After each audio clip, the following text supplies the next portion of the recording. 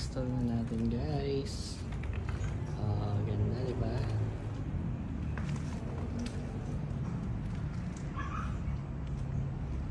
So once na nag-turn on na siya automatically, wala nang liwanag, it will last for up to 4 to 5 hours. So nag-on siya around 6 PM, tapos until 12 midnight may ilaw pa siya. Right? 12 midnight or 1 AM, mahina na yung ilaw niya.